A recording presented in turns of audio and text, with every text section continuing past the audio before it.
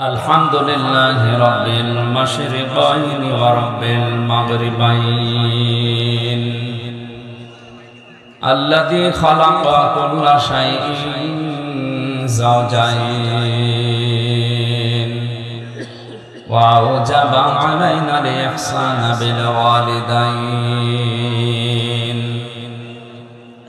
ونشهد أن لا إله إلا الله وحده لا شريك له وأشهد أن محمدًا عبده ورسوله سيد الكونين صلى الله عليه وعلى آله وصحبه وأتباعه أجمعين ليلا ونهارا في الطرفين فقد قال الله تعالى في كلامه المجيد وبرهانه التوحيد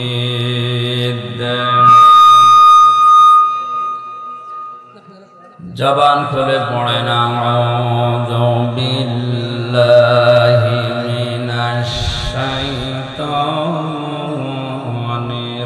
रजीम बिस्मिल्लाहिर रहमानिर रहीम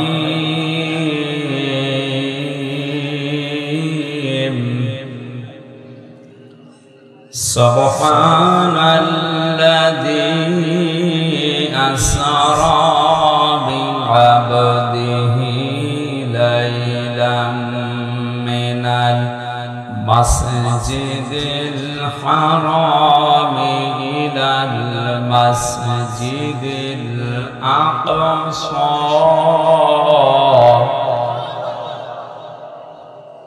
إلى المسجد الأقصى الذي باركنا حوله لنريه من آياتنا إنه هو السميع البصير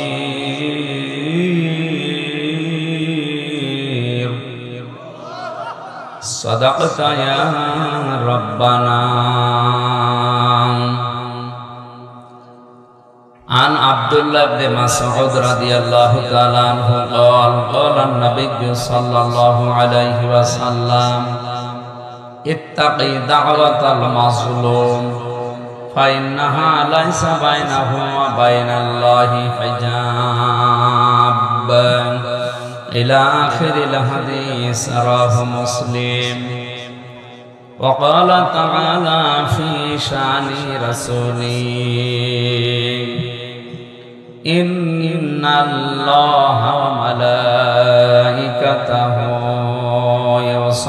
يصلون على النبي يا أيها الذين آمنوا صلوا عليه وسلموا تسليما اللهم صل على محمد وعلى آل محمد كما صليت على إبراهيم وعلى آل إبراهيم إنك حميد مجيد اللهم بارك على محمد وعلى آل محمد كما باركت على إبراهيم وعلى آل إبراهيم إنك حميد مجيد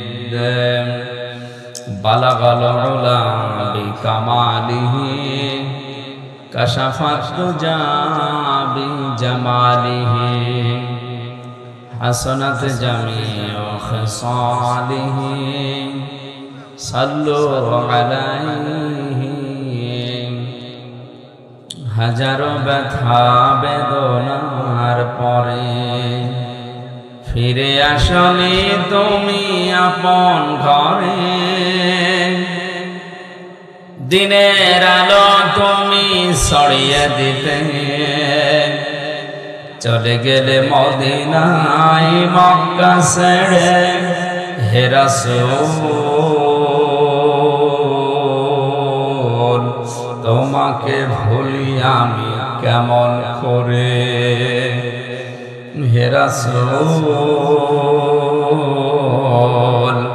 তোমাকে ভুলি আমি কেমন করে। খেয়ে না খেয়ে দিন প্রচারের কাজে নিজেকে দিয়ে বিলিয়ে, তায়েফের কাফেরেরা চিনল না এ আলো, দুষ্ট ছেলেদের পিছু দিল লেলিয়ে। পাথরের আঘাতে ক্ষত বিক্ষত হয়ে সারা শরীর থেকে রক্ত ঝরে, হে রাসূল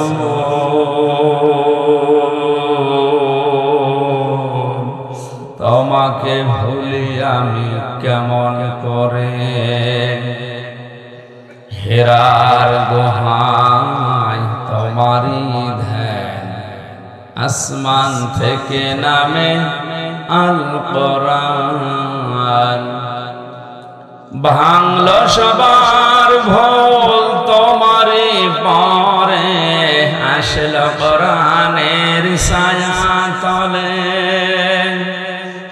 খালিদ মোরালি আবু বকর ইসলামী ঝান্ডা নিল যে তুলে। আল আমিন তুমি ছিলে চিরদিন সকল মানুষের তমরে, হে রাসূল তোমাকে ভুলি আমি কেমন করে। হাজারো ব্যথা বেদনার পরে ফিরে আসনি তুমি আপন ঘরে, দিনের আলো তুমি ছড়িয়ে দিতে গিয়ে, চলে গেলে মদিনায় মক্কা ছেড়ে। হে রাসূল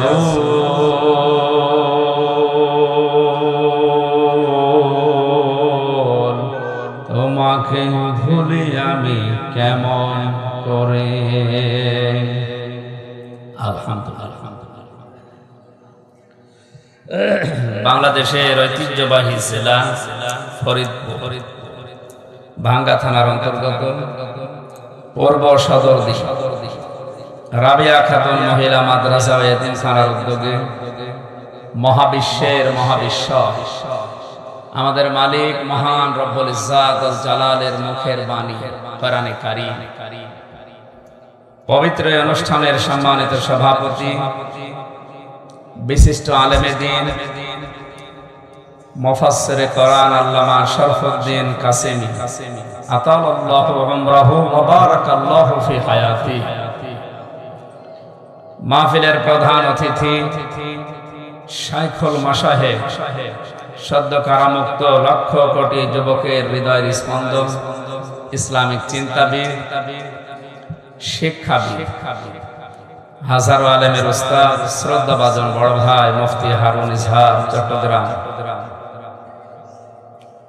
দামাত বারকাতুহুমুল আলিয়া। এই মাহফিলে আলোচনা রেখেছেন সদ্য কারামুক্ত সারা বাংলার আলোড়ন সৃষ্টিকারী বক্তা, ইসলামিক চিন্তাবিদ, মুফাসসির কোরআন জনাব মাওলানা রফিকুল ইসলাম মাদানী নেত্রকোনা।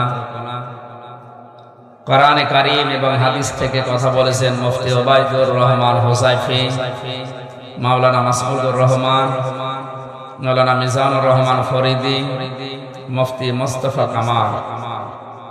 আমন্ত্রিত ওলামা একরাম, অনেকগুলো আলেমের নাম এখানে দেখতে পাচ্ছি।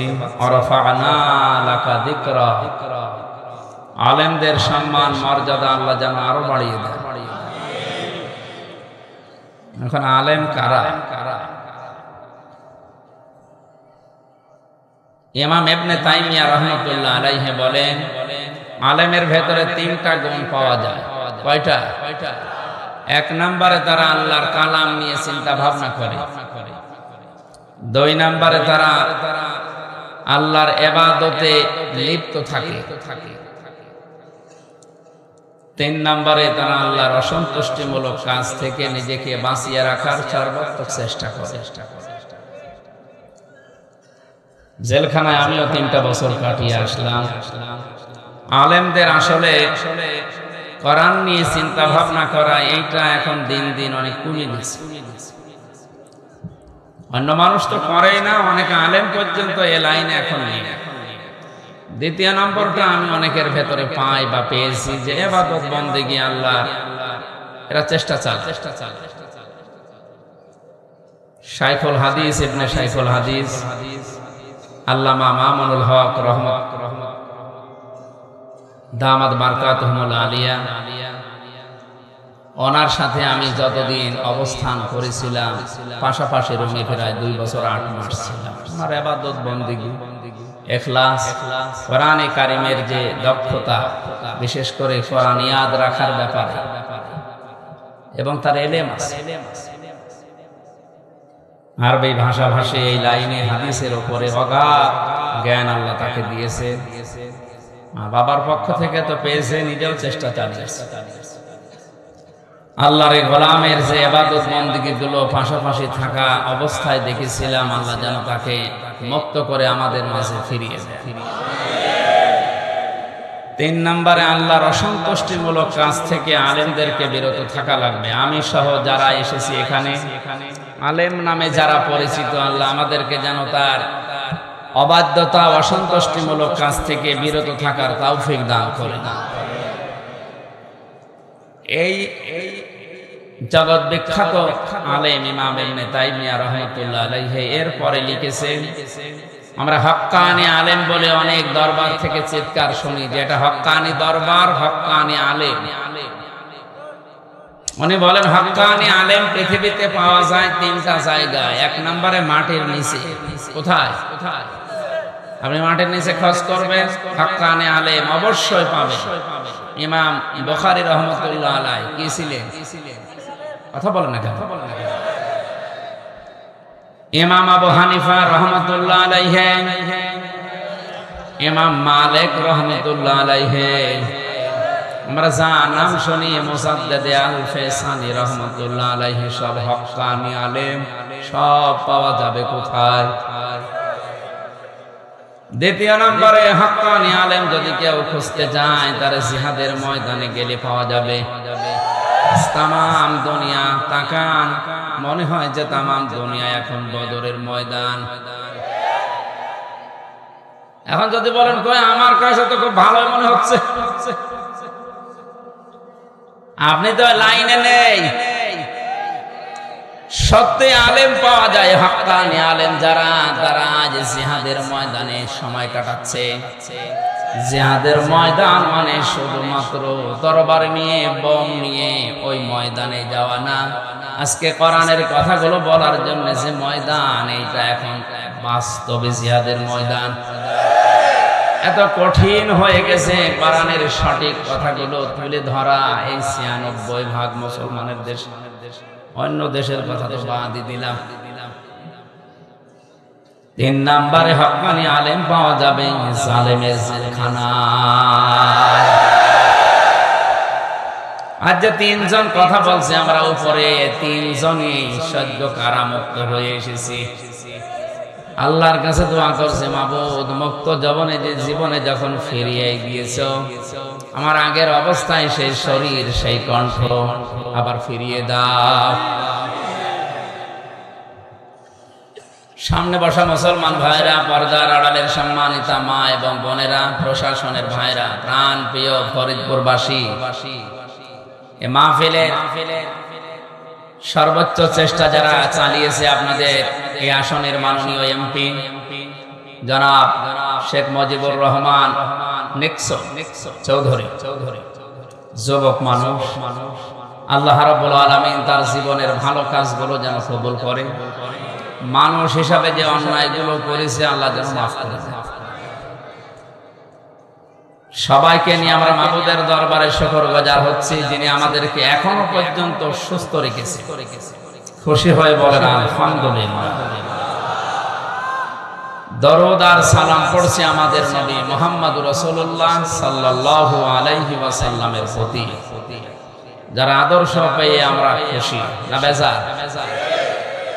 আমরা এখানে যারা বসে আছে অনেকেই জানি যে মানুষ ওযু করলে 7টা কারণে ওযু ভেঙে যায়। কয় কারণে? 19টা কারণে নামাজ ভেঙে যায়। কয় কারণে? এরকম রোজা ভাঙা, যাকাত ভেঙে যাওয়া, হজ ভেঙে যাওয়া, ইসলামের যতগুলো ইবাদত আছে ওগুলো ভেঙে যাওয়ার কিছু কিছু কারণ আছে।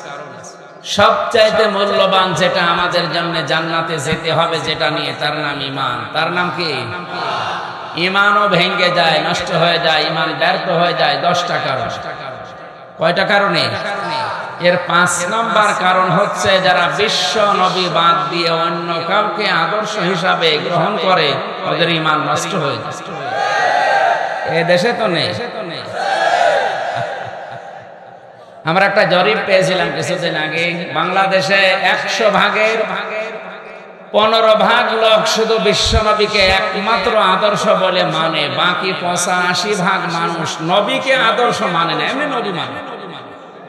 কথা বুঝতেছে? আব্দুল্লাহ বিন উবাই, এই লোকটার নাম আমরা শুনলেই ঘৃণা করে, গালি দেয়, বরদোয়া করে। অথচ ওর জীবনী পুরা পড়ে দেখেছি, পুরা জীবনে শুধু একটা ভুল ছিল। কয়টা?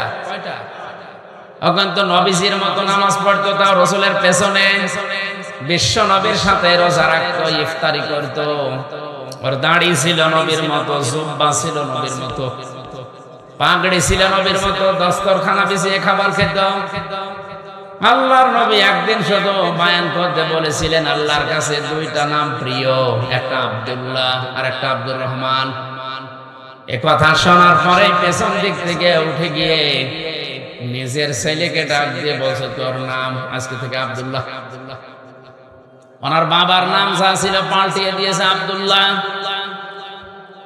নাতি ছেলে ছিল সেটার নাম দিয়েছে আব্দুল্লাহ, নিজের নামও পাল্টিয়ে দিয়েছে আব্দুল্লাহ।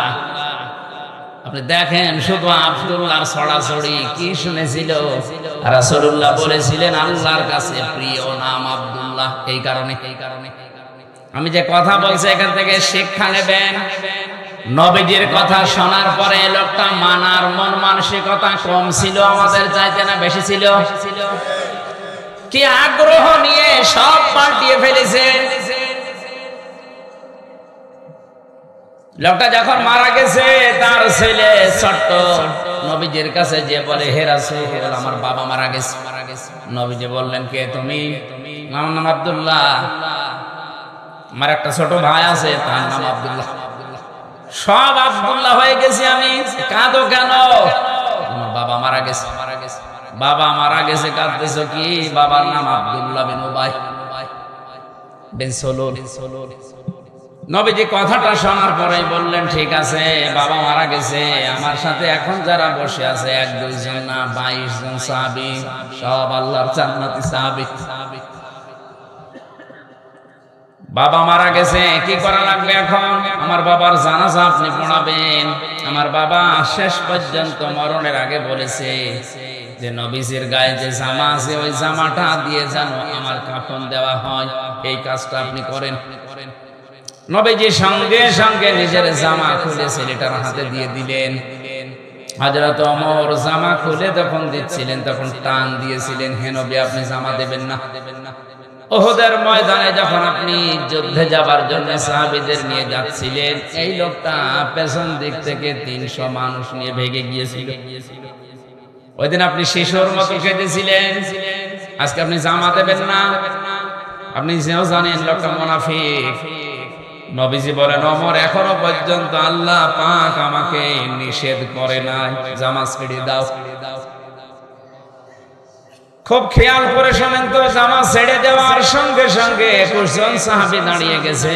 হযরত ওমর বসা ছিলেন, বসায় আছে, উনি আর ওঠে না। প্রথমটা ছিল আপনি আমার বাবার জানাজা পড়াবেন। নবীজি বললেন যাও লাশ তৈরি করো, ব্যবস্থা করো, আমি আসতেছি। 21 জনকে নিয়ে নবী গেলেন। হযরত ওমর কিন্তু জায়গায় বসে আছে, উনি যাননি। জানাজা প্রস্তুতি হয়ে গেছে, নবীজি দাঁড়াবেন। হঠাৎ জিবরাইল এসে বলে, হে নবী নামাজ থামান, ইস্তাগফির লাহুম আও লা তাস্তাগফির লাহুম ইন তাস্তাগফির লাহুম ৭০ মাররাতান। তাফসীরে হাক্কানীতে আছে, তাফসীরে ফি জিলালিল কোরআনে আছে। এ পর্যন্ত বলার পরে ফেরেশতা থেমে গেছে। ফরিদপুরবাসী, বিবেক যদি থাকে আপনার, আমি কিন্তু হেদায়েতের নিয়তে কথা বলছি, ভালোভাবে শুনেন। ৭০ মাররাতান পর্যন্ত বলার পরে ফেরেশতা থেমে গেছে, আর বলে না, হে নবী আপনি এই লোকটার জানাজা পড়িয়ে, জানাজা মানে দোয়া করা, জানাজা মানে এই লোকটার জন্য দোয়া করবেন, ক্ষমা চাবেন আল্লাহর কাছে। এইরকম লোকের জন্য ক্ষমা চান আর না চান সমান হবে। আপনি যদি এরকম মানুষের জন্য ৭০ বার ক্ষমা চান, আল্লাহ ক্ষমা করবে না। এখানে কিন্তু কা শব্দটা নেই, হোম আছে, জমির, এটা বহু বচন। শুধুমাত্র আব্দুল্লাহ ইবনে উবাইয়ের জন্য আয়াতটা নাযিল হয়নি, কিয়ামত পর্যন্ত এর চরিত্রে যারা চরিত্রবান হবে তারাও এই আয়াতের শামিল। এই জন্য হোম দিয়েছেন আল্লাহ। আপনি যদি ৭০ বার দোয়া করেন, আল্লাহ কবুল করবে না, মাফ করবে না। নবীজি মনে মনে সিদ্ধান্ত নিলেন, আল্লাহ ৭০ বার তুমি ডাক দিয়েছো যে ৭০ বার বললে মাফ হবে না, আমি এই লোকটার জন্য ৭১ বার দোয়া করব। কতবার? ৭০ বারে যদি মাফ না হয়, ৭১ বার করলে তো মাফ হবে, কারণ তুমি ৭১ বার তো বলনি। নবীজি প্রস্তুতি নিচ্ছিলেন, হঠাৎ জিবরাইল আয়াতের পরবর্তী অংশটা নাযিল করলেন,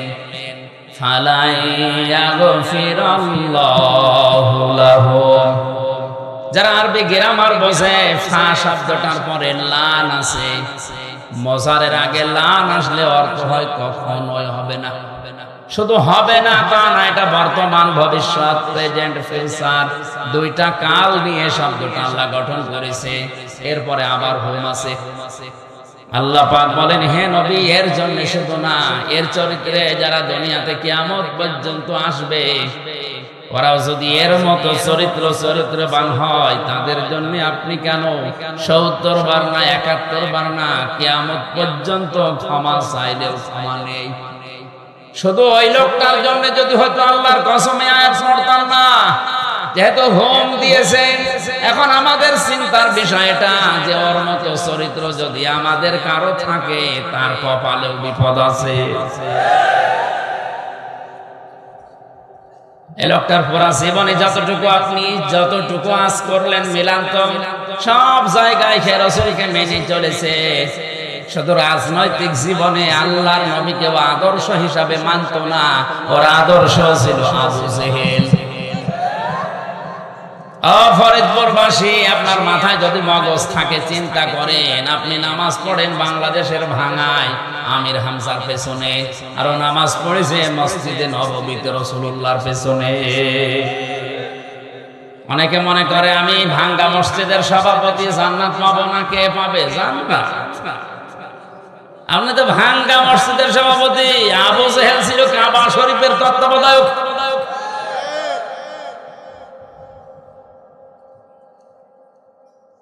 তাহলে এই লোকটার ঈমান ভেঙে গেছে। এই যে 10টা কারণে মানুষের ঈমান ভেঙে যায়, তার 5 নাম্বার কারণটা বলেছিলাম, আল্লাহর নবী বাদ দিয়ে অন্য কাউকে যারা আদর্শ হিসাবে মেনে নেবে, তার ঈমান ভেঙে যায়, নষ্ট হয়ে যায়। এই লোকটা আবু জেহেলকে রাজনৈতিক জীবনে আদর্শ হিসাবে মানত, এই জন্য ওর জীবনের সব আল্লাহ কি করেছে?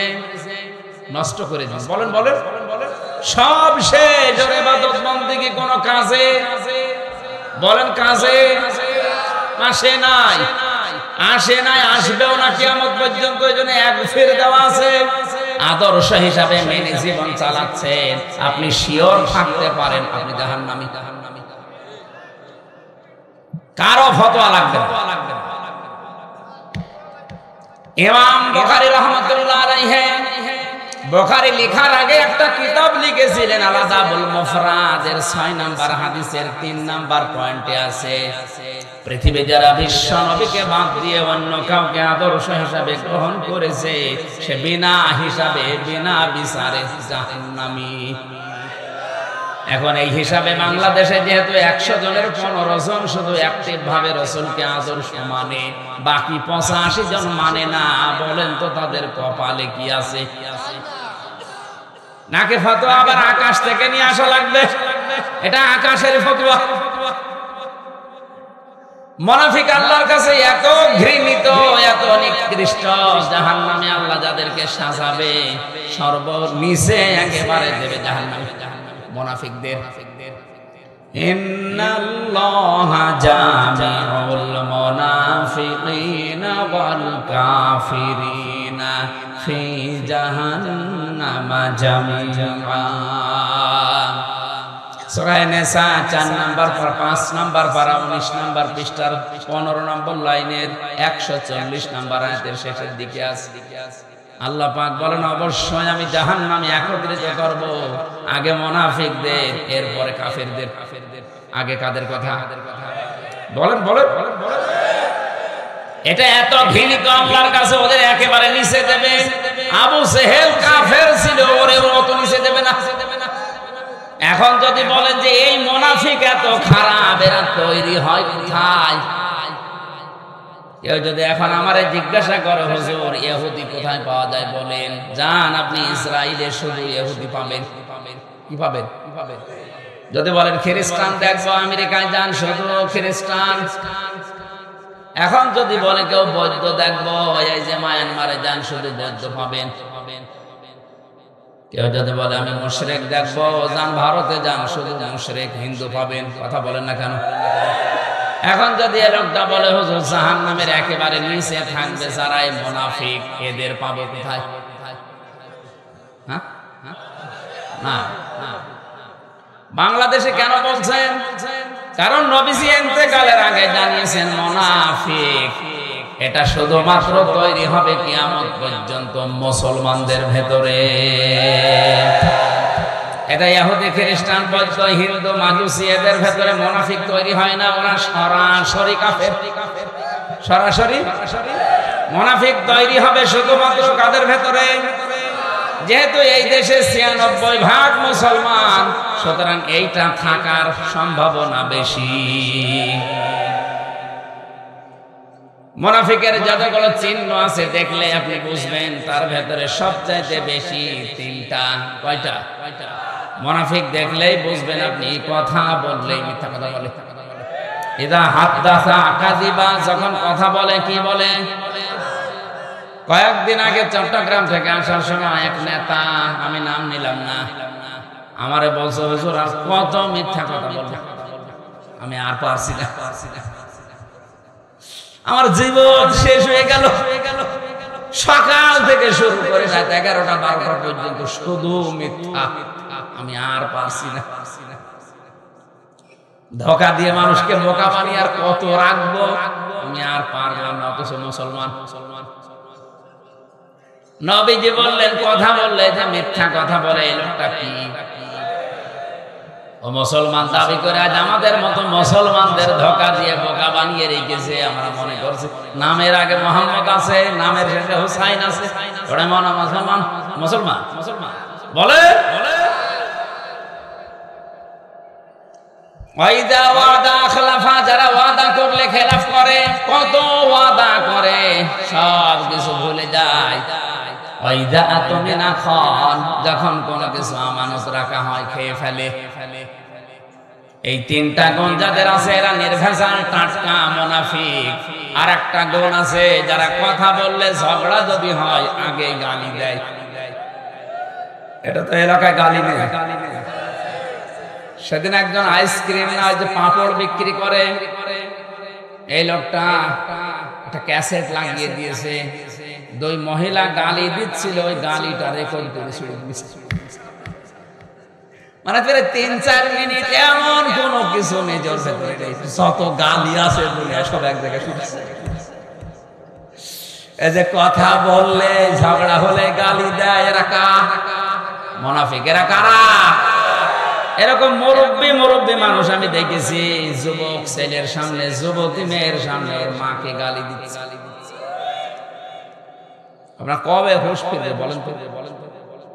ওই ছেলেটা যদি এখন আপনারা ধরে পিটায়, কে বাঁচাবে আপনারা? আমার বোঝানোর বিষয় ছিল বিশ্ব নবীকে বাদ দিয়ে যারা অন্য কাউকে আদর্শ হিসাবে মেনে দুনিয়ায় চলেন, আপনার কিন্তু নামাজ, রোজা, হজ, যাকাত, দাড়ি, টুপি, পাগড়ি, জুব্বা সব মাঠে মারা যাচ্ছে। আপনারা যদি আল্লাহ মাফ করে দেয় এরপরেও, তাহলে আব্দুল্লাহ বিন উবাইকে মাফ করা লাগবে। কথা বলেন না কেন? যেন আপনাকে বাঁচার জন্য আমি এতক্ষণ পর্যন্ত এই অ্যাডভার্টাইজ গুলো করছি। ফিরে আসেন, আল্লাহ পাক যেন 15 ভাগ না 100 ভাগ মানুষকে দেশে বিশ্ব নবীকে মেনে চলার তৌফিক দেন। এটা রজব মাসের 29 তারিখ, আর মাত্র একটা দিন আছে। এই মাসটা 1 বছর পরে পরে আমাদের কাছে আসে, আবার চলে যায়।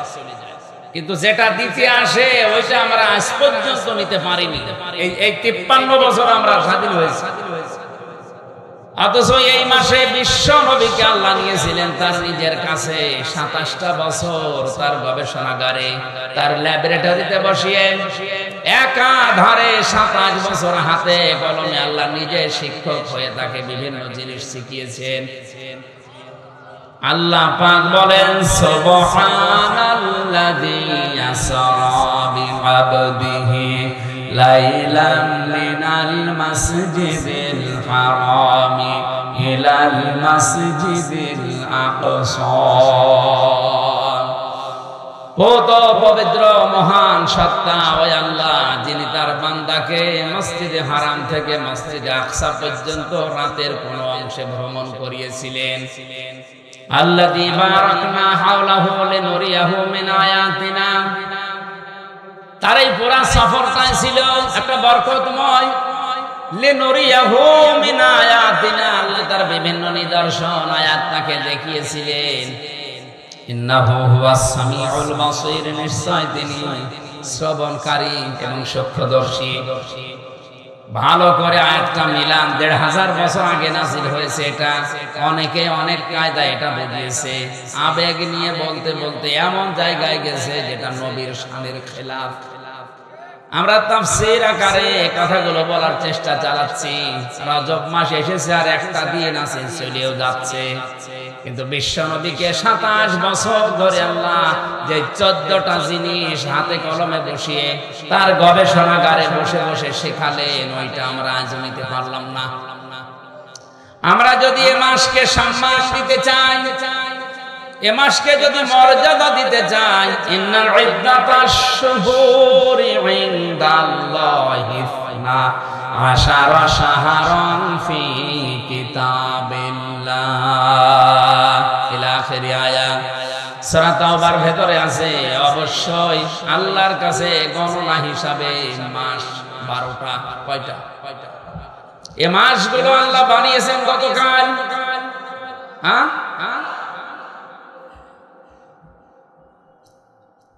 আল্লাহ পাক বলেন, আসমান জমিন আমি যেই দিন সৃষ্টি করি ওই দিন এই 12টা মাসের নাম আমার কিতাবের ভেতরে আমি লিখে রেখেছিলাম। জোরে বলেন সুবহানাল্লাহ।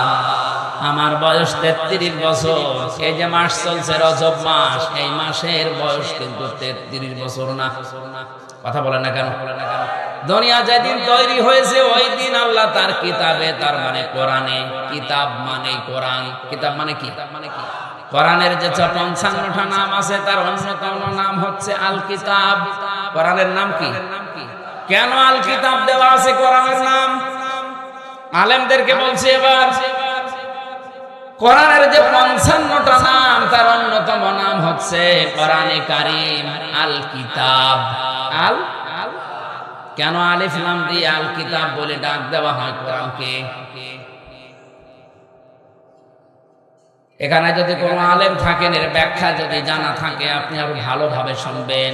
যালিকাল কিতাবু লা রাইবা ফীহি, এই যে কিতাবের আগে আলিফ লাম দিয়ে নির্ধারিত করে দিয়েছে, এর ভেতরে সন্দেহ নেই, ভুল নেই, শুধু না সন্দেহের লেশ পর্যন্ত নেই। কেন? কারণ পৃথিবীতে আমি তাফসীর পড়তে গিয়ে পেয়েছি একমাত্র কেবলমাত্র শুধুমাত্র মানুষকে হেদায়েত দিতে পারে যে কিতাব, তার নাম কোরআনে কারীম। নির্দিষ্ট করে দিয়েছেন এই কিতাবকে আল্লাহ, হেদায়েত দেওয়ার মতো একটাই কিতাব আছে। আমরা এর কাছে আসলে এই জন্য যত উন্নত দাবি করছি আরো নিচে নেমে যাচ্ছি। আরো আসতে বলেন। আমার একটা উদাহরণ মনে পড়ছে, একটা ছেলে তার বাবার কাছে এসে কাঁদতেছে, ডাক দিয়ে বলে, আব্বু কি হয়েছে, কাঁদো কেন? কথা বলে না। কাঁদো কেন? কথা বলো না। কে কথা বলছো না? বলছে আমার পরীক্ষার রেজাল্ট দিয়েছে। তো ভালো কথা, পরীক্ষার রেজাল্ট দিয়েছে ভালো, কি পাস করেছো না ফেল? কথা বলে না। ফেল করলে অসুবিধা নেই, তুই বল। ছেলেটা বলছে, আব্বা ফেল করলেও তো এক কথা ছিল, পাস করা তো দূরের কথা, ছিলাম 5 নামিয়ে দিয়েছে 3। অন্তত ফেল করলেও তো ওই ক্লাসে থাকতে পারতো, আর এখন আমার নামিয়েছে, এখন 5 উঠতে আমার আবার 3 বছর লাগবে। কোরআনে কারীম বাদ দিয়ে কোন মানুষ যদি আজ হেদায়েত পাওয়ার জন্য পৃথিবীর কোন জায়গায় যায়, ও যেখানে ছিল ওই জায়গা থেকে আল্লাহ ধাক্কা দিয়ে আরো নিচে নামিয়ে দেয়। এই আয়াতের ব্যাখ্যা একটা হাদিস পেয়েছি, মানিত্তাবাআল হুদা বিগাইরিল কোরআন আদাল্লাহুল্লাহ, তিরমিজি শরীফের হাদিস। নবীজি বলেন, যে ব্যক্তি কোরআন বাদ দিয়ে পৃথিবীর কোন জায়গায় ভালো হওয়ার নিয়তে, হেদায়েত পাওয়ার নিয়তে যাবে, আল্লাহ নিজে দায়িত্বশীল হয়ে তাকে হেদায়েতের রাস্তা থেকে দূরে সরিয়ে দেবে। শব্দটা কি ছিল বলেন তো? আদাল্লাহুল্লাহ। আদাল্লাহ ইউদিল্লু বাবে ইফআল থেকে এসেছে। যদি নবী দল্লা ইয়াদিল্লু দিতেন তাও তো অর্থ হয়ে যেত, কিন্তু বাংলা অর্থ দ্বারা তো আপনি নিজেই নিজেকে খারাপ বানিয়ে ফেলেছেন। কিন্তু ইফআল থেকে আসার কারণে বাংলা অর্থ দাঁড়িয়েছে, আপনার হয়তো নিয়ত ভালো ছিল, আপনি ভালো হওয়ার নিয়তে গিয়েছিলেন কোন জায়গায়, কিন্তু সেখানে কোরআন ছিল না, এই জন্য আল্লাহ নিজে দায়িত্ব নিয়ে আপনাকে আরো গোমরা বানিয়ে দেবে। ফরিদপুর বাসী বুকে হাত দিয়ে বলেন, ঈমান থেকে বলেন, হেদায়েত দেওয়ার একচ্ছত্র মালিকানা হামজার।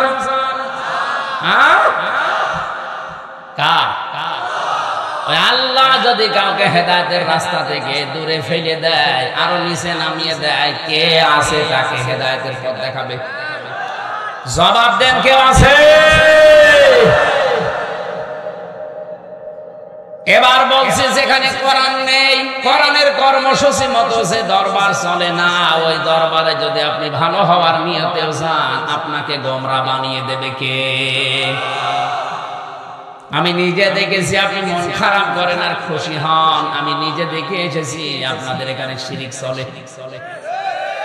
যেভাবে যাওয়া লাগে আবার এইভাবে আসা লাগে, এটা প্রকাশ্য শিরিক। নবীজির রওজায় এভাবে যাওয়া লাগে, এভাবে আসা লাগে, এটা কি নবীর চাইতেও দামি মানুষ? কোন কারণে শিরিক চলবে?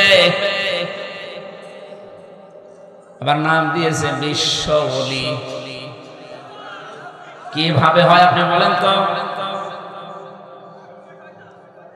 এই ভাঙ্গা মসজিদে যদি এখন যে দেখেন যে ইমাম সাহেব দাড়ি কেটে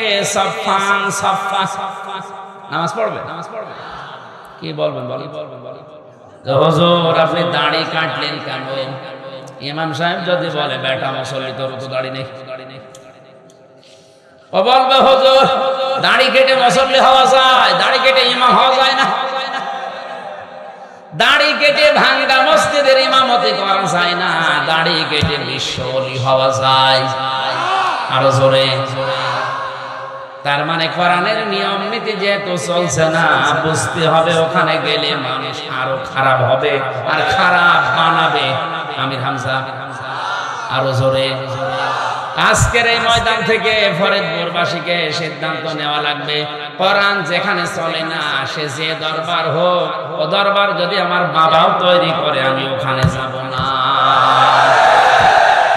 কারা রাজি আছেন দেখে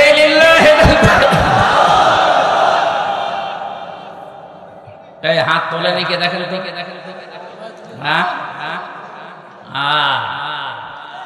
আলহামদুলিল্লাহ।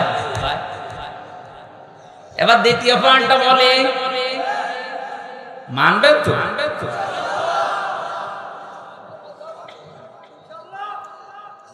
কোরআন যেই দরবারে নেই 48,000 দরবার এখন বাংলাদেশে সরকারি জরিপে আছে, হাতে গোনা কয়েকটা বাদ দিয়ে অধিকাংশ দরবারে কোরআনের নিয়ম নীতি নেই। ওখানে আছে ওদের বাপ দাদার বানানো নিয়ম।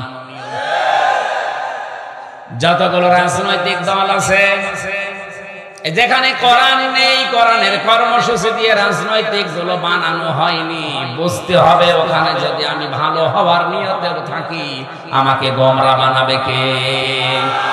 সুতরাং এরকম দলে আজকে থেকে আর থাকবেন? কারা কারা থাকবেন না দেখে?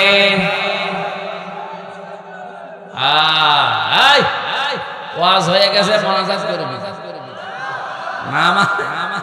আর কি ওয়াজ করব? এইটা যদি মেনে নেওয়া যায়, যেখানে কোরআন নেই ওই দলে আমি নেই, যেখানে কোরআন নেই ওই দরবারে আমি নেই, আর কিছু থাকে? 96% মুসলমান। কালকে বাংলাদেশে ইসলাম কায়েম হয়ে যাওয়ার কথা। যদি হাদিসটা আপনি ইফআল থেকে যে শব্দটা নবীজি দিলেন, বাবে ইফআলের এটা যদি বুঝে শুনে হাত তুলে থাকেন, আল্লাহর কসম এদেশে ইসলাম কায়েম হতে বেশি দেরি হওয়ার কথা না। আমি জানি আলেমরা ছাড়া অধিকাংশ মানুষগুলো এই শব্দটা বোঝে নাই, আন্দাজে হাত তুলেছে। তাহলে আমার মূল কথা ছিল কি, বিশ্ব নবী বাদ দিয়ে অন্য কাউকে যারা আদর্শ হিসাবে মেনে নিয়েছে, ওর নামাজ, রোজা, হজ, যাকাত, দাড়ি, টুপি, পাগড়ি, জুব্বা সব পানিতে পড়েছে। কথা বলেন, কথা বলেন। আমাদের ঈমান আর নেই, নষ্ট হয়ে গেছে, ভেঙে গেছে ঈমান। এখন আবার নতুন করে আমাদের ঈমান আনা লাগবে। যাদের আদর্শ এখন বিশ্ব নবী হয়নি, আল্লাহ তুমি এদেরকে সহজে এটা বোঝার তৌফিক দাও, বলেন আমিন। এই নবীকে আল্লাহ নিয়ে গেলেন, কত বছর লেগেছিল? সে জন্মের পর থেকে মেরাজের কাহিনী আমরা শুনেছি, কিন্তু শিক্ষা ছিল মাত্র 14টা। কয়টা? অনেকে এই 14টা শিক্ষা আমরা জানি না। মসজিদে আকসা থেকে মসজিদে হারাম থেকে আকসা পর্যন্ত নিয়ে এই যে 27টা বছরে আল্লাহ তার বিভিন্ন নিদর্শন দেখালেন। আসমান জমিনের কত নিগড় তথ্যগুলো তাকে দেখালেন। জান্নাত দেখিয়েছেন, জাহান্নাম দেখিয়েছেন, সিরাত দেখিয়েছেন, মিজানের পাল্লা দেখিয়েছেন, যত কিছু দেখার সবগুলো তাকে দেখিয়েছেন। এখানে আলেমদের কাছে আমার প্রশ্ন হচ্ছে, অনেকে আমরা মনে করি মিজানের পাল্লা দাড়ি পাল্লা, মিজানের পাল্লা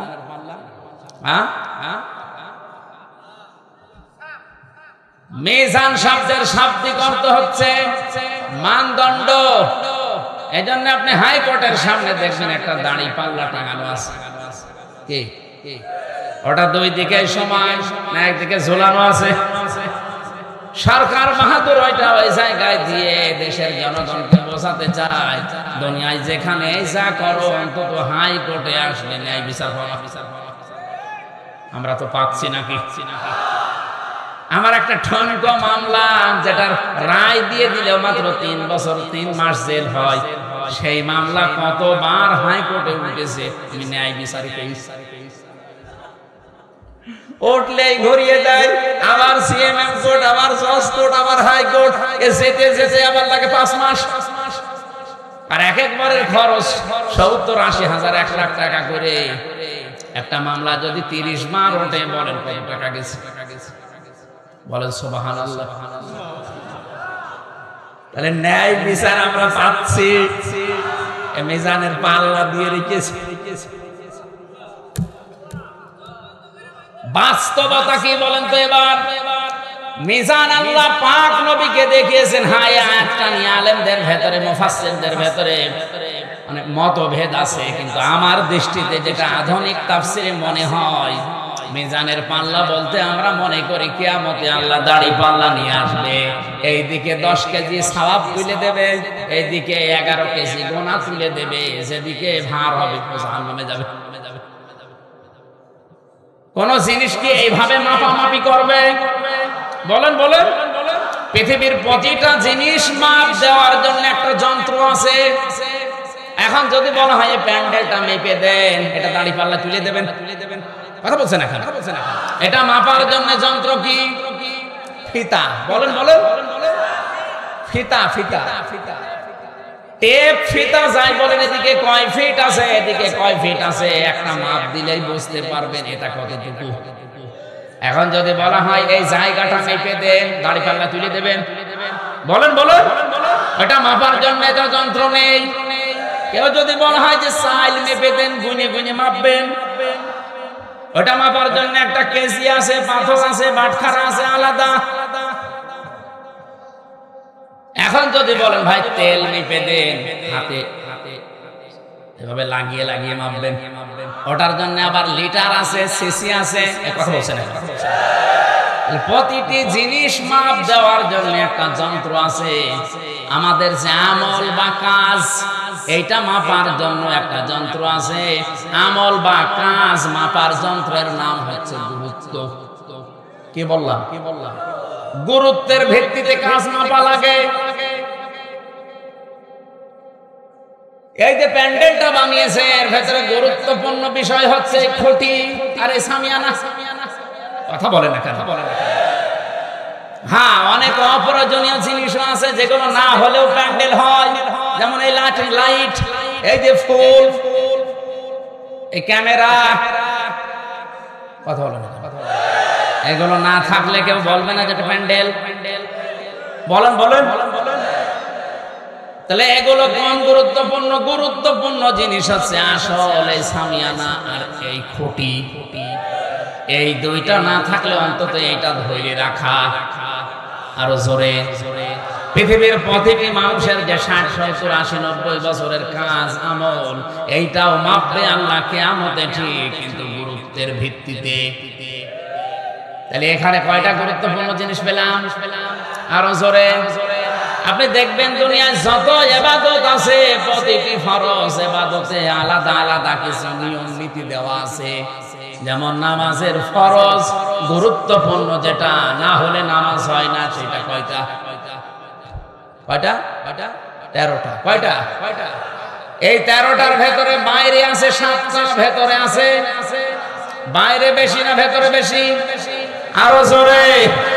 বাইরে যেটা বেশি একটা, ওইটার নাম কি?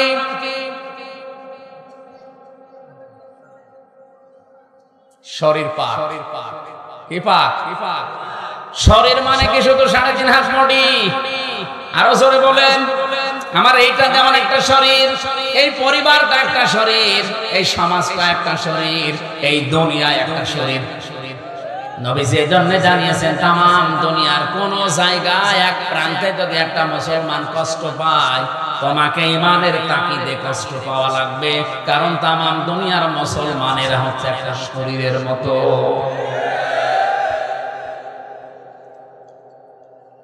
এখন আমার যে শরীরটা পাক হচ্ছে, খালি বারবার গোসল করলেই তো আমার 3.5 হাত বডি মনে করেন পাক হয়ে গেল। আমার সমাজও একটা শরীর, এইটা পাক করার জন্য এরেও গোসল করার লাগবে। হ্যাঁ, সমাজ পাক করার জন্য কে দিয়ে গোসল করাবেন? এত পানি পাবেন কোথায়? এবছর শ্যাম্পু দেওয়া।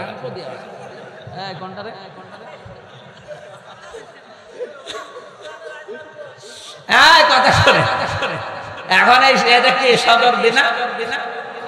এই সদরদি থেকে ভাঙ্গা পর্যন্ত মনে করেন ওখানে মসজিদ আছে, হেঁটে যাচ্ছেন মসজিদে নামাজ আদায় করার জন্য।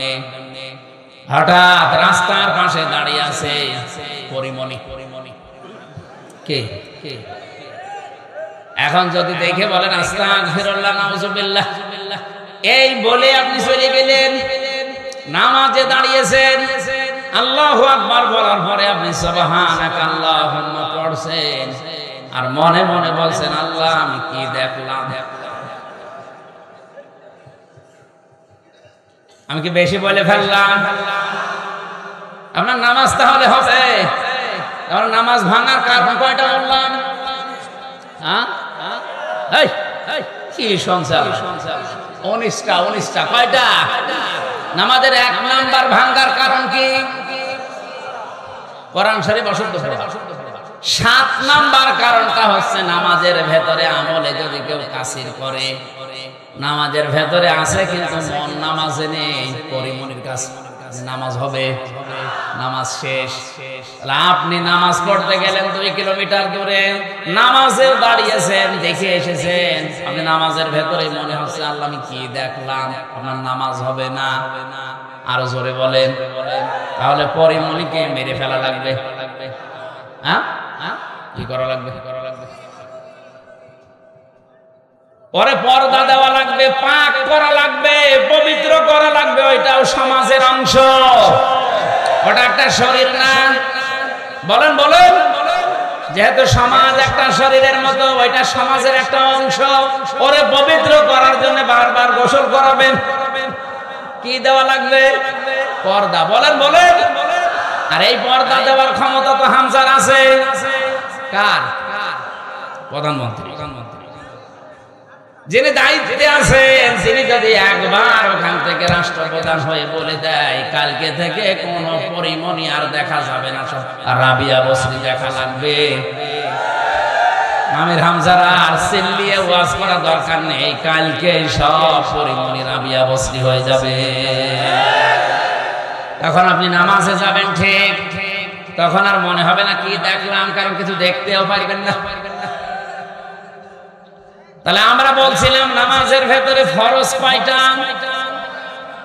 বাইরে ভেতরে মিলে 13টা। এই 13টার একটা ফরজও যদি কেউ ছেড়ে দেয়, 12টা আদায় করেছে, সওয়াব হবে 0।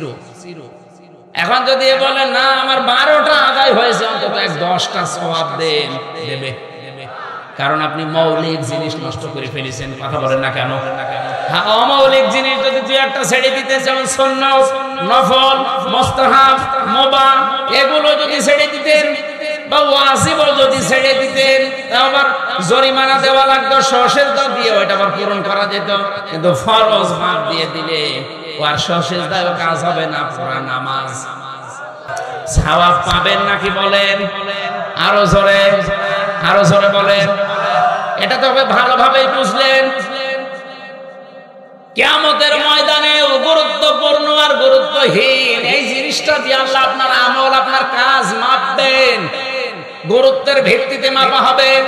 আপনার জীবনে যদি মৌলিক যে বিষয়গুলো আল্লাহ দিয়েছে কোরআনে, ওইগুলো বাদ চলে যায়, অমৌলিক যেগুলো খুব বেশি দরকার না ওগুলো করেছেন সারা জীবন, কিন্তু মৌলিক গুলো আপনি বাদ দিয়েছেন, আল্লাহর কসম আপনি মিজানের পাল্লায় ধরা খাবেন।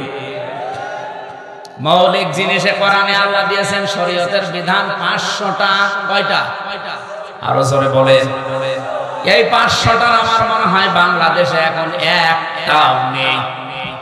আপনি একটাও মিলাতে পারবেন না, একটাও নেই। অমৌলিক যেগুলো না হলেও হয়, ওগুলো কিন্তু ভরি ভরি চলছে। আল্লাহর নবী মৌলিক বিষয় বোঝাতে গিয়ে তার জীবদ্দশায় 10 বছর তিনি কোরআন দিয়ে রাষ্ট্র চালিয়েছিলেন।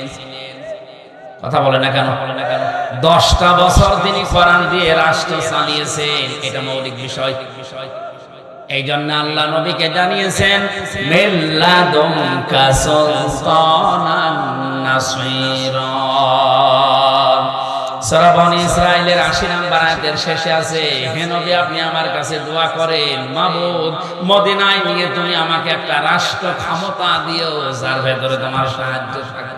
সুবহানাল্লাহ বলতে পারেন না? কারণ রাষ্ট্রীয় ক্ষমতা ছাড়া এমন এমন ইবাদত আছে যেগুলো ইচ্ছা করলেও করা যায় না। বলেন, আজ এই মৌলিক বিষয়গুলো বলতে গেলে অনেকে রাজনীতি মনে করে উঠে চলে যায়। না ফরিদপুরে নেই? আপনি অমৌলিক বিষয়গুলো বললে তা ধরে শোনেন, আর মৌলিক বিষয়গুলো বললে রাজনীতি মনে হয় আপনার কাছে।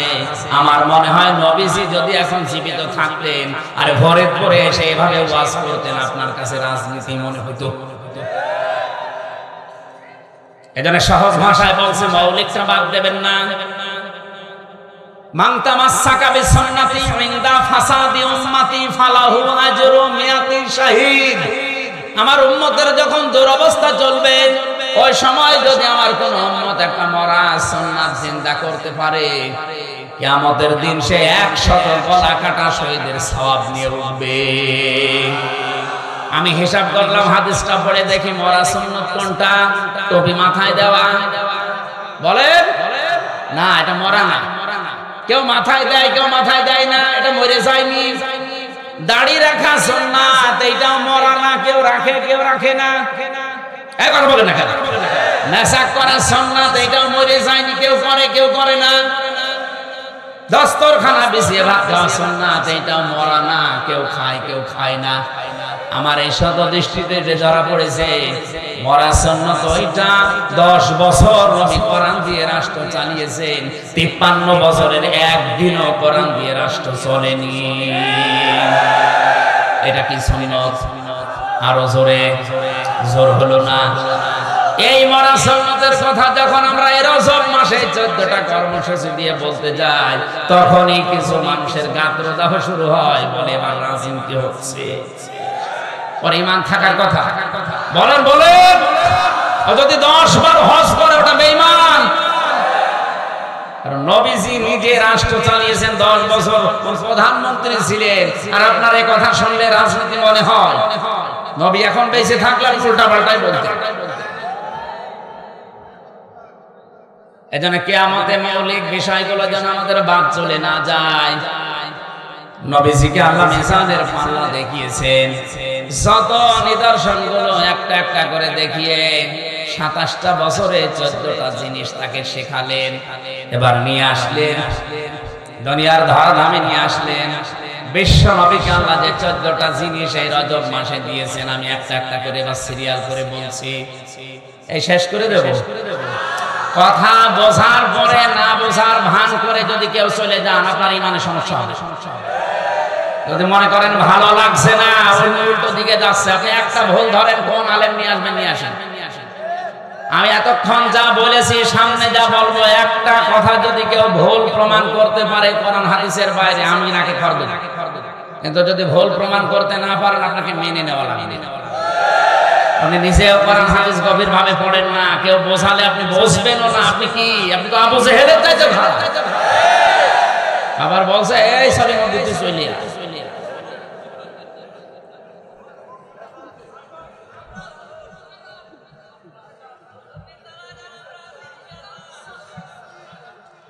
আল্লাহ রাব্বুল আলামিন যে 14টা জিনিস তাকে দিয়েছিলেন, প্রথম নম্বরে আল্লাহ ঘোষণা দিচ্ছেন, দুনিয়াতে যাবার পর আপনার উম্মতের কাছে আপনি বলবেন, ওয়াকাদা রাব্বুকা আল্লা তা'বুদু ইল্লা ইয়্যাহু ওয়া বিল ওয়ালিদাইনি ইহসানা।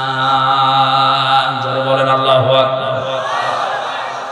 আল্লাহ পাক বলেন, আমি ফয়সালা দিয়ে দিলাম, লিখে দিলাম, আমি সিদ্ধান্ত নিয়েছি, রায় দিয়েছি যে আমি আল্লাহ ছাড়া কারো ইবাদত করা যাবে না। এই কথাটা মিরাজ থেকে নবীকে আল্লাহ দিয়েছেন।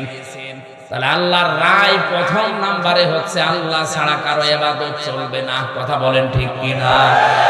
এখন আল্লাহ ছাড়া ইবাদত পৃথিবীতে এখন আছে না নেই? এখানে কজল শব্দের ব্যাখ্যায় আমি পেয়েছি রায়। রায় হয় দুনিয়ায় প্রায় 4 প্রকার। আমাদের বাংলাদেশে যারা আদালতে আছে, তাকানি দেশে রায় হয় কয় প্রকার? বলেন না কেন? ফরিদপুরের যে রায় হয়, ম্যাজিস্ট্রেট কোর্ট থেকে আপনার বিরুদ্ধে রায় দিয়েছে, আপনি যদি বলেন আমি মানি না, তাহলে আবার আরেকটা মামলা হবে। এতটুকু বলা যায় যে আমি ন্যায় বিচার পেলাম না, আমি আরো উপরে যাব। যান জজ কোর্টে যান। জজ কোর্ট থেকে আপনার বিরুদ্ধে যদি রায় হয়, আপনি বলতে পারবেন না মানি না। এতটুকু বলা যায় যে আমি ন্যায় বিচার পাইনি, আমি ঢাকাতে হাইকোর্টে যাব। কোথায়? হাইকোর্ট থেকে আপনার বিরুদ্ধে রায় এসেছে, আপনি বলতে পারবেন না আমি মানি না, তাহলে রাষ্ট্রদ্রোহী মামলা হবে। এতটুকু বলা যায় যে আমি ন্যায় বিচার পেলাম না, আমি আরো উপরে যাব, যান সুপ্রিম কোর্টে যান। কোথায়? সুপ্রিম কোর্ট থেকে যে 6 জন প্রধান বিচারপতির আন্ডারে কাজ করে, এখন যিনি প্রধান বিচারপতির দায়িত্বে আছেন নেত্রকোনায় বাড়ি, কি নাম? কেউ নাম না ফয়েজ কি হাসান, যেন ওবায়দুল হাসান, কি নাম? ওবায়দুল হাসানের নেতৃত্বে যে মানুষগুলো কাজ করছে বিচারপতি সুপ্রিম কোর্ট থেকে, আপনার বিরুদ্ধে যদি রায় আসে, আপনি যদি বলেন আমি মানি না, চলবে। শুধু আপনি না, এদেশের 18 কোটি মানুষ ওই রায় মেনে নিতে বাধ্য, কারণ ওনাদের উপরে এদেশে আর কোন কোর্ট, বলেন ওবায়দুল হাসানের উপরে কোন বিচারপতি এদেশে আর, তাহলে উনি একবার রায় দিলে আপনি না, আপনার বাবা না, এদেশের 18 কোটি মানুষ মেনে নিতে বাধ্য। আমার মাঝে মাঝেই মনে হয় প্রধান বিচারপতি ওবায়দুল হাসানের চাইতে আমার আল্লাহর ক্ষমতা একটু কম। না মানে কতটুকু বেশি? আল্লাহ পাক বলেন, ইয়া মা'শারাল জিন্নি ওয়াল ইনসি ইসতাতা'তুম আন তানফুযু মিন আকতারিস সামাওয়াতি ওয়াল আরদ ফানফুযু লা তানফুযুনা ইল্লা বিসুলতান ফাবিআইয়ি আলা'i রাব্বিকুমা তুকাজ্জিবান। জবান খুলে কোরআনের এই আয়াতটা পড়েন, ফাবিআইয়ি আলা'i রাব্বিকুমা তুকাজ্জিবান। আল্লাহ পাক এই আয়াতটা এত বারবার এজন্য দিয়েছেন, হে পৃথিবীর জিন আর মানুষেরা, আমার আইন মানতে যদি ভালো না লাগে, আমি যে রায় দিয়েছি কোরআনে, আমার রায়গুলো যদি পছন্দ না হয়, আমার আসমানের নিচে জমিনের উপর থেকে বের হয়ে যা। কোথায় যাবি? যেখানে যাবি ওই জায়গা আমার। কথা বলে না কেন? বাংলাদেশের 56,000 বর্গ মাইল, প্রধান বিচারপতির সর্বশেষ রায় মেনে না নিলে আপনাকে কিয়ামতের আগে এদেশে থাকতে দেবে না, অবশ্যই আপনাকে বের করে দেবে। কথা বলে না কেন? হ্যাঁ, এই দেশ থেকে আপনি অন্য দেশে নাগরিকত্ব নিয়ে হয়তো বসবাস করতে পারবেন। আল্লাহ পাক যে রায় দিলেন, ওই রায় না মেনে আপনি কোথায় যাবেন? ভারতে, ওইটা কার?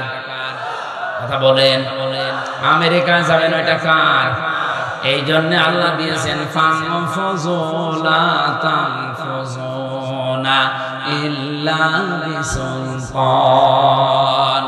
কোথায় যাবি? যেখানে যাবি ওই জায়গার রাজত্ব আমি আল্লাহর।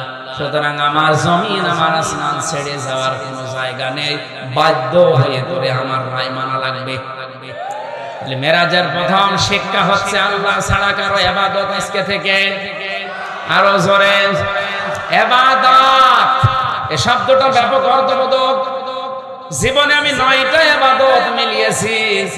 ব্যক্তিগত জীবনের ইবাদত আছে না নেই? আরো জোরে বলেন। ব্যক্তিগত জীবনের ইবাদত কি? মানুষের সাথে আপনি কথা বলবেন কি করে, এখানেও ইবাদত আছে না নেই? আকুলু লিন-নাসি হুসনা। আল্লাহ পাক বলেন, মানুষের সাথে কথা বলো, ভালো ভালো কথা, হাসি মুখে।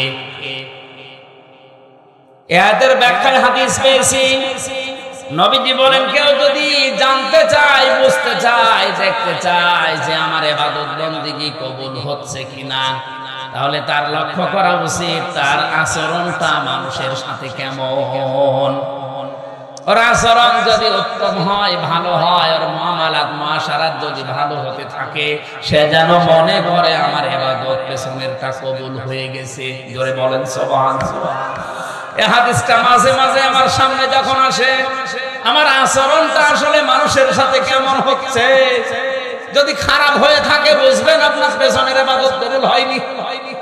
আর যদি পরিবর্তন হয়ে যায়, মার্জিত হয়, আপনি ভদ্র নম্র মানুষের সাথে আচরণ যদি আপনার ভালো হয়, বুঝবেন আপনার পেছনের ইবাদত আল্লাহ কবুল করে নিয়েছে। এর দলিল কোথায় আছে?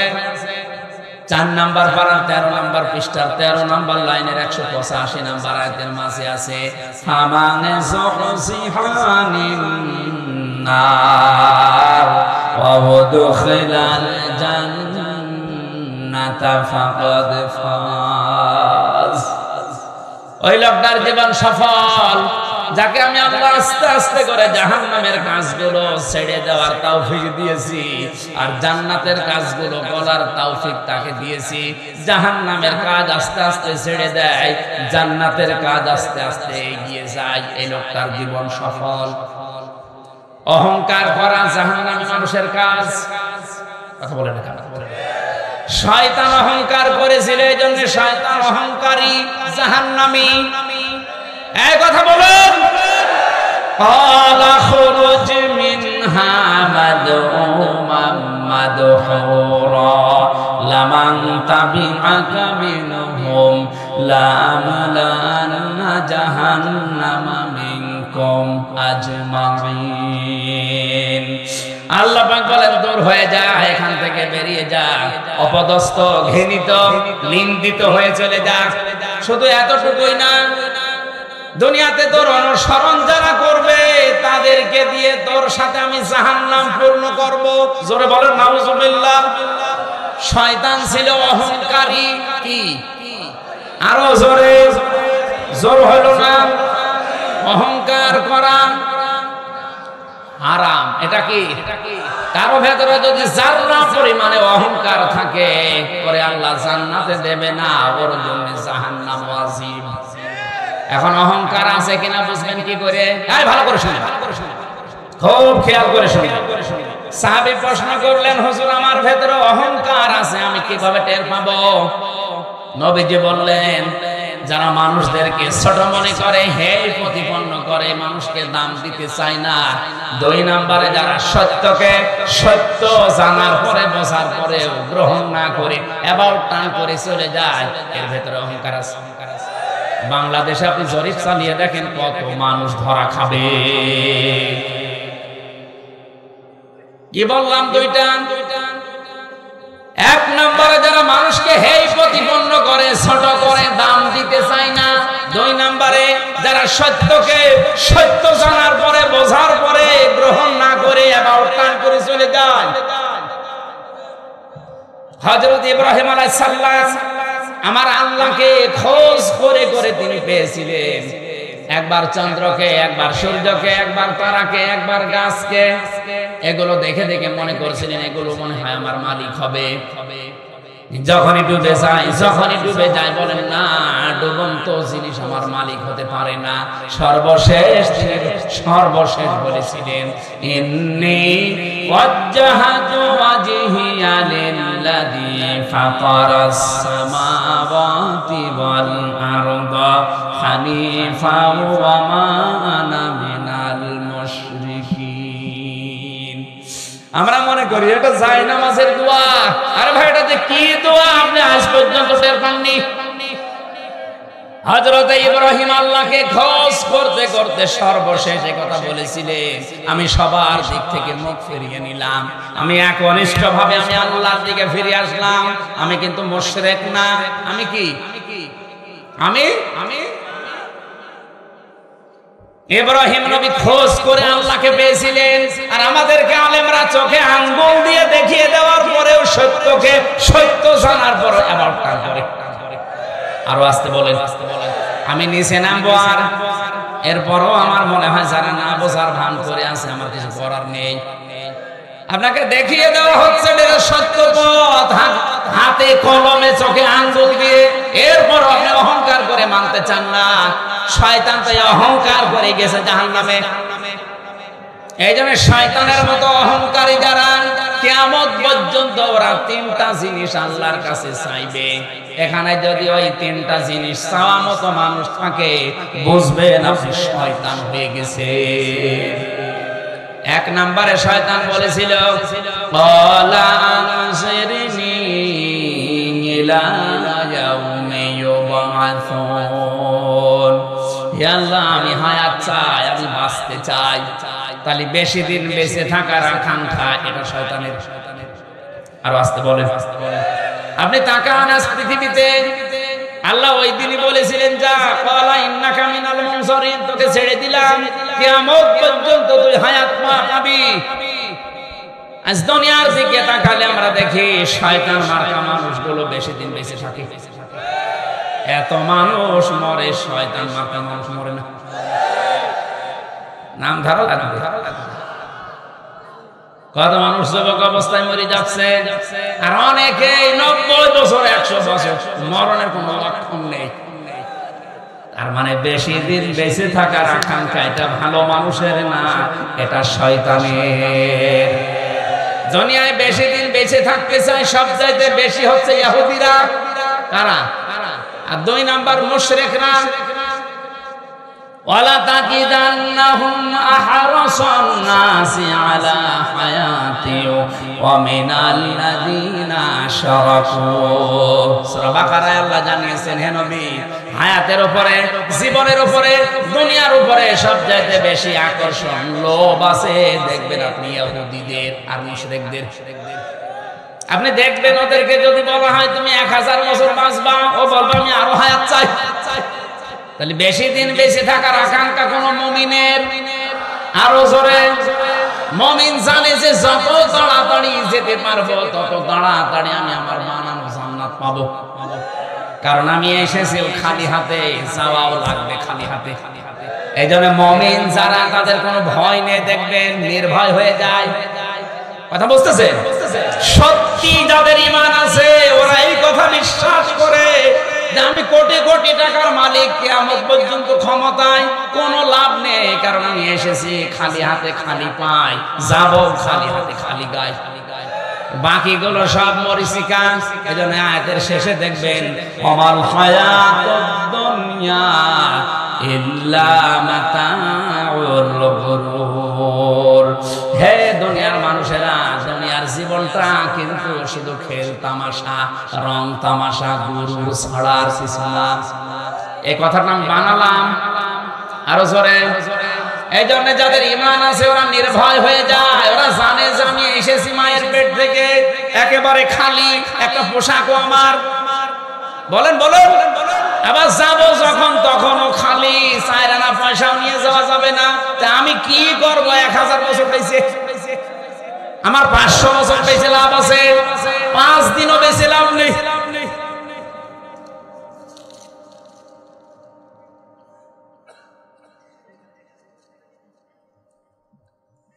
এমন একটা জিনিস দিয়েছেন, এখানে বসে থাকতে যে আমার সব ব্যথা হয়ে যাচ্ছে। আপনি একটু অন্য কিছু দেবেন না এই জায়গায়? আমার তো আমার মানে পেছনে সহ্য হচ্ছে না। আমার মনে হয় একটা কিছু দেন এই জায়গায়, আমার হচ্ছে সারাদিন সারা রাত গাড়িতে তো, নাকি শেষ করে দেবো? আরে ভাই 14টার পয়েন্টের 1 টাকা বল চলছে, এখনো 13টা। অনেক গুরুত্বপূর্ণ বিষয় আজকে। চা দিয়েছে, চা তো মনে হয় শরবত হয়ে গেছে। হবে না, হবে না। জেলখানাতে ওই যে মাওলানা হোসাইন বলছিলেন, জেলখানায় আসলে 3টা বছরে বেশিরভাগ আসামি দেখলাম সব বউ মার্ডারের আসামি। হয় বউ একদম আত্মহত্যা করে ফেলেছে, নাও মেরে ফেলেছে, কেউ ফাঁসিতে, কেউ যাবজ্জীবন, কেউ 20 বছর 30 বছর জেল। অথচ খুব গুরুত্বপূর্ণ বিষয় না, এমনি এমনি রাগ করে এগুলো করে। এই জন্য পারিবারিক জীবনে যে দাম্পত্য কলহ চলছে, এর সমাধান কি দরকার? আমি ওখানে যেহেতু আলেমদের সাথে ছিলাম, প্রায় 76 জন আলেম ছিল, টুকে টুকে টুকে টুকে রেখেছিলাম। দেবেন এটা, দেবেন এটা, ওইটা দিয়ে আগের থেকে যদি দিতে তাহলে এখন তো এখানে দাঁড়ালেই ব্যথা করছে।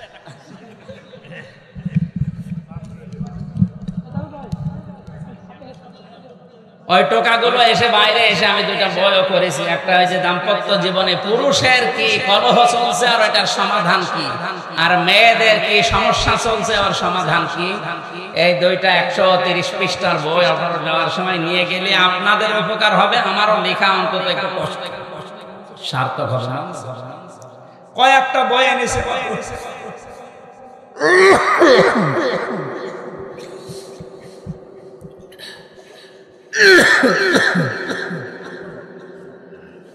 এই মাদানি হারুন ভাইয়ের কণ্ঠ দেখলেন না, বসে গেছে। ও মাদানি হুজুর, ওনার আমার এই তিনজনের অবস্থায় প্রায় একই। ভেতরে সব এই কল কবজা নড়িয়ে গেছে, কারণ 3 বছর যা খেয়েছি এত খাবার না, বাইরের খাবার আমাদের ঢুকতে দিত না। 24 ঘন্টা এক ঘরের ভেতরে থাকতাম, ফাঁসির কন্টেম ছেলে, তালাবদ্ধ, যোগাযোগ বিচ্ছিন্ন। আমার মনে হয় এমনিতে যদি ওইভাবে কেউ 10 বছর থাকে এমনি এদিকে 3.5 হাত, এদিকে একটু 2.5 হাত, প্রায় কবরই একটু বড়। এই জায়গায় একটা মানুষ, পরিবার পরিজন, স্বামী স্ত্রী যত কিছু আছে সব দুনিয়ায়, মা বাবা ছেলে মেয়ে বন্ধ, যোগাযোগ বিচ্ছিন্ন করে যদি ফেলে রাখা হয়, ওকে জঙ্গলের পশু নাকি? আর খাবার দাবারের অবস্থা চিন্তায়, আমার ডায়াবেটিস ছিল না, এই ভেতরে 3 বছরে সাদা ডায়াবেটিস হয়ে গেছে। এরপরে ভেতরের অবস্থা তো দেখতে পাচ্ছেন, অবস্থা ভালো না। জোর করে করে শরীরও সাপোর্ট দেয় না, কণ্ঠও সাপোর্ট দেয় না, চারিদিক থেকে আসে আমি মুসিবতে, মনে হচ্ছে ভেতরে ভাবছি। তারপরও এসেছি আপনাদের কাছে বড় আশা নিয়ে, কথাগুলো আসলে বোঝানোর জন্য। মাস্টার একদিন আছে 14টা জিনিস দিতে আসলো, আমরা একটাও নিতে পারলাম না, আবার চলে গেল। কালকে মাস্টার শেষ, সাবান মাস শুরু হবে। আমরা 14টা বিষয় এই মাসে নেওয়ার কথা, একটাও নিতে পারলাম না। এই মাস আল্লাহর কাছে কিছু বলবে না? আল্লাহ আমাদেরকে মাসের 14টা শিক্ষা অনুধাবন করে আমল করার তৌফিক দিন, বলেন আমিন। আমার মনে হয় মানুষ ধৈর্যচ্যুত হয়ে যাচ্ছে, শেষ করে দেব। আল্লাহুম্মা আমিন। ربنا آتنا في الدنيا حسنة وفي الآخرة حسنة وقنا عذاب النار وادخلنا الجنة مع الأبرار يا عزيز يا غفار يا رب العالمين। আল্লাহ দূর দূরান্ত থেকে তোমার বান্দারা বড় আশা নিয়ে কোরআনে কারীম শোনার জন্য এসেছিল। রজব মাসে নবীজিকে 14টা কর্মসূচি তুমি দিয়েছো, আমরা একটার অর্ধেক বলেছি। যতটুকুই বুঝলাম তোমার ইবাদতে মনোনিবেশ করার তৌফিক। মাহফিলের আয়োজন করেছে তোমার যে বান্দারা মিলে, বিশাল আয়োজনে যারা শ্রম দিল, এদের শ্রমগুলো ওসমানের সাথে কবুল করে নাও। আল্লাহ তাআলা মহিলা মাদ্রাসা মা বোনদেরকে দ্বীনের শিক্ষা দেওয়া হয়, এটা ফাতিমার মতো, খাদিজার মতো, আয়েশার মতো জ্ঞানী বানিয়ে দাও। মাহফিল বাস্তবায়ন কমিটিতে বিশেষ করে যার বাড়িতে এসেছিলাম, আল্লাহ তাআলা জাহিদ ভাই সহ নামনা সানা শত আলেম ওলামা শত মানুষের এই মাহফিলের জন্য শ্রম দিয়েছে, প্রত্যেকের পেছনের গুনাহগুলো মাফ করে সওয়াব দিয়ে পূর্ণ করে দাও। আমার কণ্ঠটা তুমি ভালো করে দাও, শরীরটা সুস্থ করে দাও। আল্লাহ তাআলা কোরআনে কারীমের কথাগুলো সহজ সরল ভাষায় বলার তৌফিক আমাকে ভিক্ষা দাও। রব্বির হামহুমা কামা রব্বায়ানি সাগীরা। আমাদের মাননীয় এমপি জনাব নেক্সন চৌধুরীকে কবুল করো। যত আলেম এসেছে আল্লাহ আলেমদেরকে তুমি ওমরের মতো বানিয়ে দাও। মুফতি হারুন ইজহার, মাওলানা রফিকুল ইসলাম মাদানী সহ যত আলেম এখানে কথা বলেছে, আলেমদের কথাগুলো আমল করার সুযোগ দাও। আগামীতে অনুষ্ঠানটা কোরআনের জন্য বিশাল আকারে আরো মঞ্জুর করো। এলাকায় মাটির নিচে যত মানুষ ঘুমিয়ে আছে আল্লাহ, এ মাদ্রাসার প্রতিষ্ঠাতা, সভাপতি, সেক্রেটারি, মোতাওয়াল্লি, দায়িত্বে যারা আছে এদেরকে তুমি মাফ করে দাও। আল হাসান মিয়া ব্যাপারী, আল্লাহ তাআলা তোমার গোলামকে ক্ষমা করে দাও। তার মা বাবা, স্ত্রী, পুত্র, সন্তান দুনিয়াতে যারা আছে তাদেরকে মাফ করো। আমাদের কর্ম জীবনে বরকত দিয়ে দাও। বারাকাল্লাহু লানা ওয়া লাকুম ফিল কোরআনিল আযীম। আমাদের পরিবারে তুমি ওসমানের মতো, রোকেয়ার মতো পয়দা করে দাও। দাম্পত্য জীবনের কলহ দূর করে দাও। আল্লাহ তাআলা আমাদের পরিবারটাকে মিনি জান্নাত বানিয়ে দাও। যখনই মরণ আসবে একবার হলেও যেন আমাদের জবান দিয়ে জারি হয়ে যায় লা